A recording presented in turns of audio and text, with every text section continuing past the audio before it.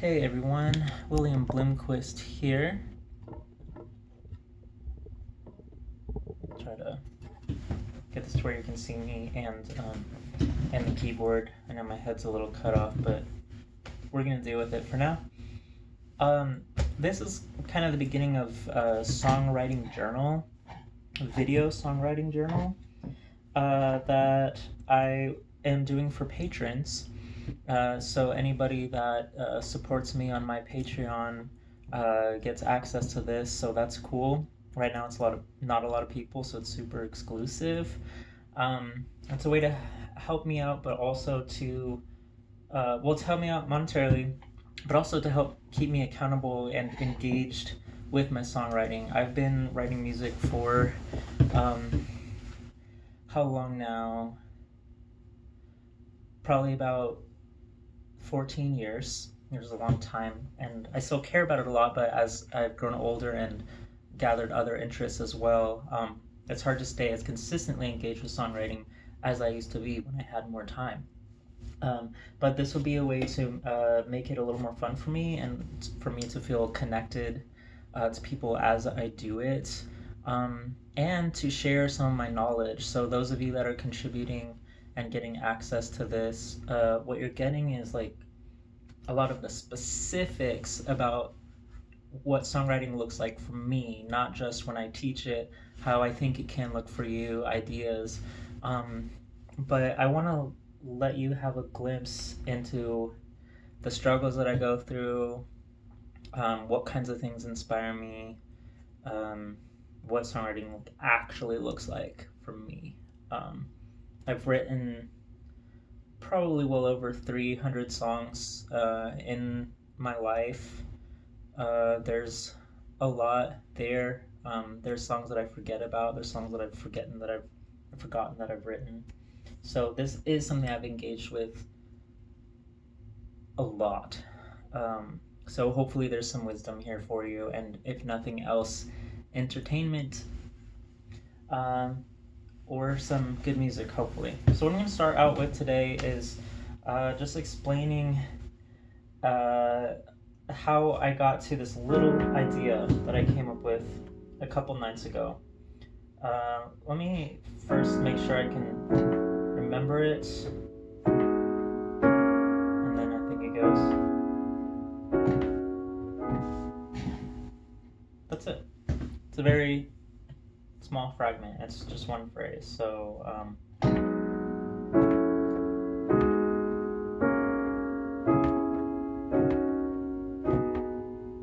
isn't that kind of nice though? It's a little bit jazzy.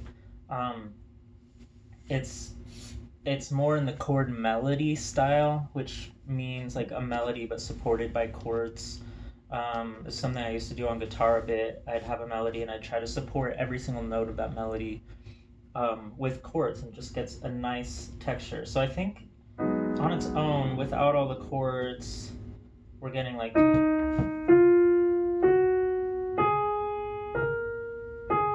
something like that is in the top.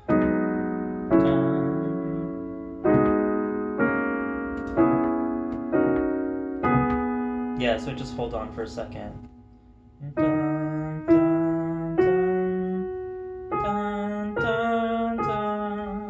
Okay, but texturized.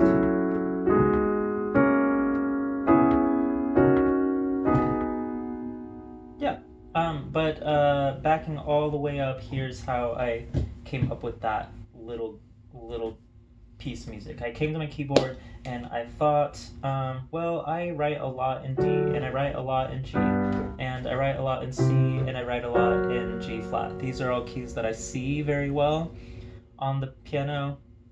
Like I can kind of see all the notes in front of me, so it's easy to write in them. The other day, I think it was Wednesday, I came to the keyboard and didn't want it to be easy. I wanted to get out of old patterns, so I chose a key that was a little bit harder. I chose B. Let's see. See, it takes me some thought. Just because, I don't know, it's got a mix of white and black keys. It's not super natural to move through, such as the key of C, which uses all white keys. B uses 5 black keys. Okay? So I decided to do that, and I was just looking for some chord relationships. I was just trying to like navigate my way through the key. So I started just building on thirds. Here's the root, and I was thinking I'd like to be above it and below it. But then pretty quickly,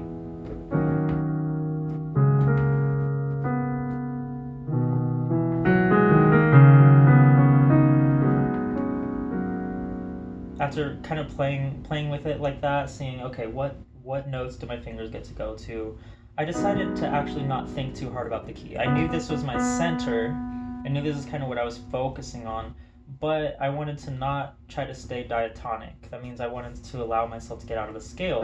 So I flipped into another mindset of mine, which is, hey, let's look at chord voicing movements. This is something I studied a few months ago just on my own. I took 6 chords and 7 chords. You could call this a B6, or you could call this like a G sharp minor 7. It's the same notes, just kind of in different orders, so it depends on how you interpret it. But I did this study that, and in which I discovered this nice motion between chords.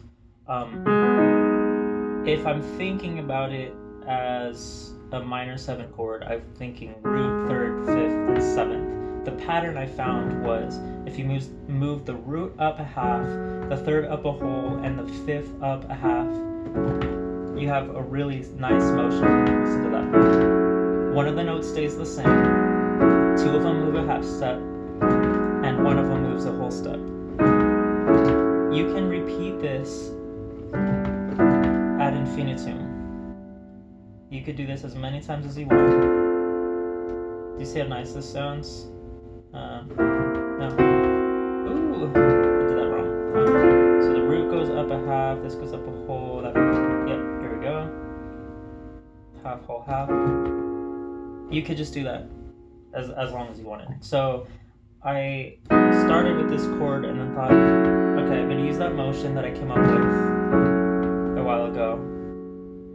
And then I'm going to look for tightly voiced chords like this to keep moving up. I just wanted upwards motion. I don't really like this sound a lot. This is a half diminished chord, so anytime I'd find something I didn't like, I would just adjust one of the notes. So I moved it this way. So I found that note instead. And now the first three chords sound really nice. See, they're a little less abrasive. Then I moved up half of the chord to get this shape that I really like.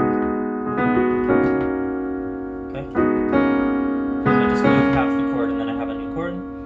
And then I use that same pattern that I was talking about earlier. And then I moved everything, actually.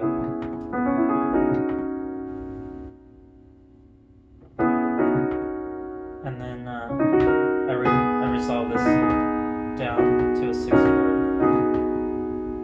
And that's it. Okay.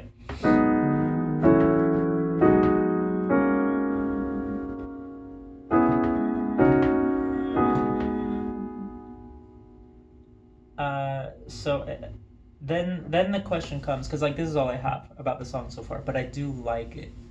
I like it as like a seed. I want to see what it could grow into.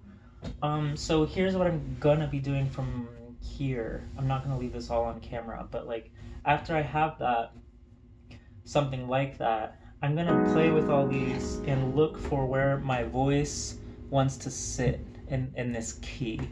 What sounds comfortable kind of with this texture. So maybe I just hang out.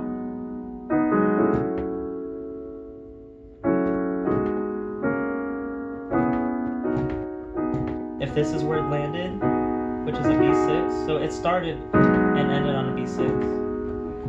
I want to see where my voice normally goes to, and when it changes, where do I want to go? Okay, so like this note right here is feeling nice to hang out on, and it's actually the octave down here compared to up here. Yeah. Okay, so I know, and now I've tested it out in 2 octaves, and I see, okay, in this key of B, I can hang out down here, or I can hang out up here, and they both feel good. They have different energies, so maybe I might save that upper octave for later. And then I'm gonna see, okay, when I change from here, ooh, my voice kinda goes here, and you can actually kind of aim for your different chord tones and see how they feel in your voice. So,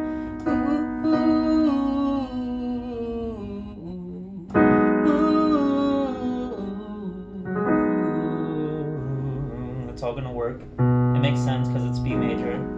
But when I change,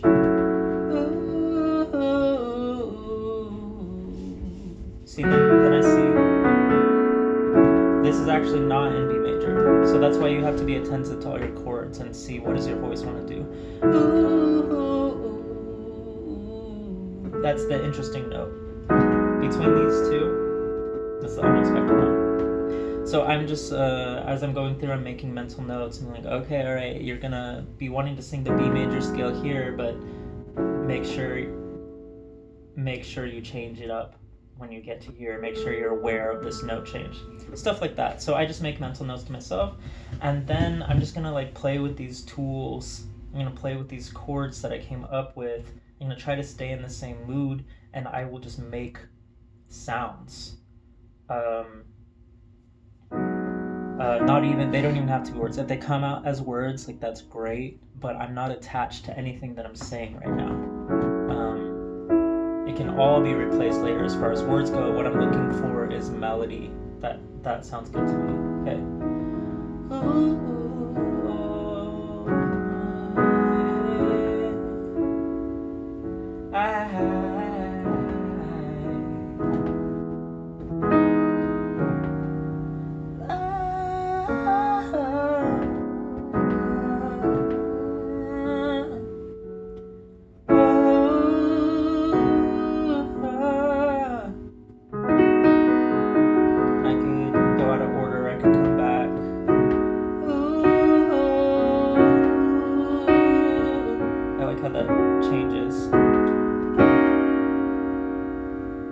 Feel of them that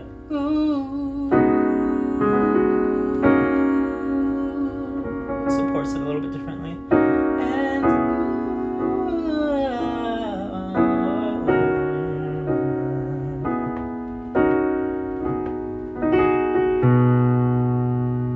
okay, so I like a lot of that. Then I want to be asking myself about feel. As I'm coming up with melody, as I'm saying, okay, how do I want to sing this? Is it going to be long, drawn-out notes, or is it going to be a lot of syllables really fast? You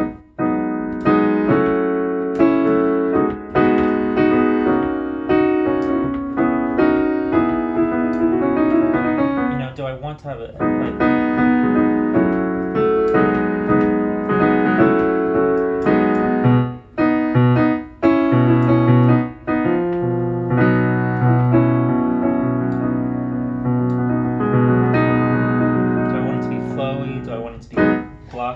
I'm just exploring. Now, what's going to be even better for this song is if I have a bass line that kind of matches it. Which, for me, I'm not that great of a pianist, really.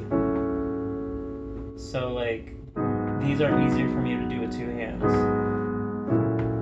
Let's see.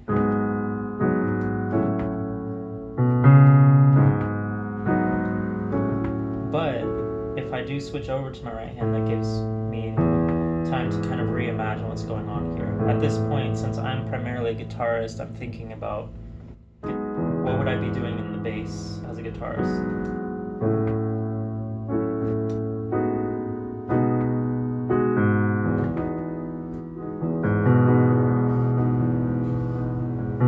Let's go back. I kind of like this, so...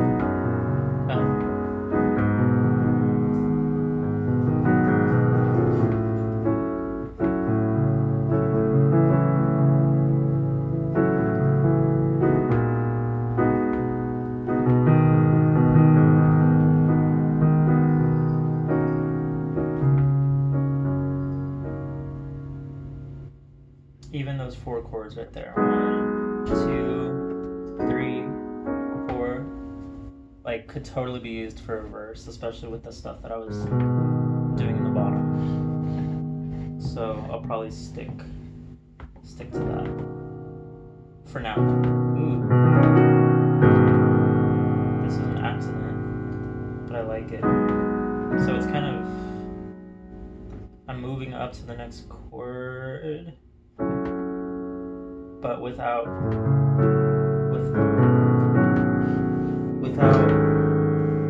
moving the left hand. It kind of gets this. Oh, that's so rich.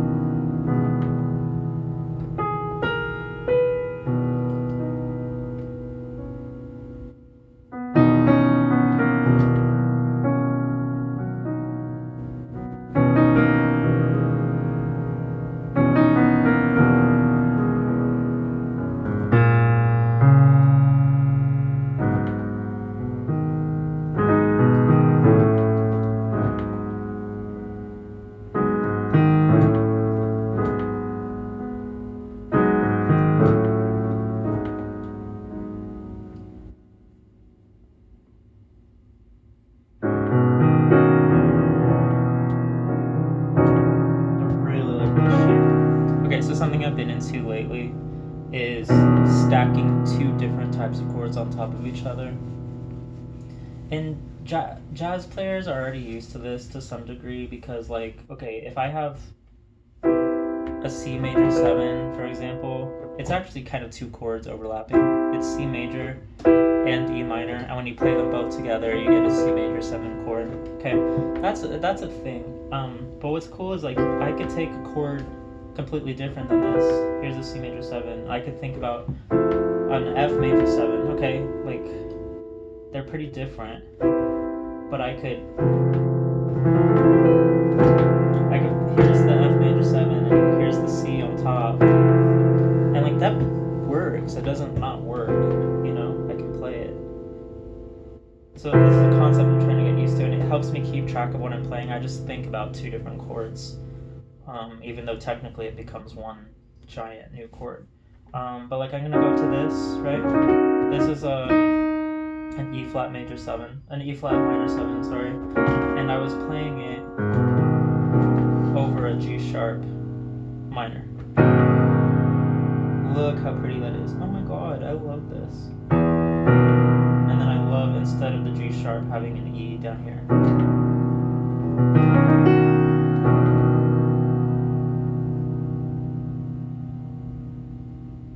Cool. I'm just gonna hang out with this for a bit.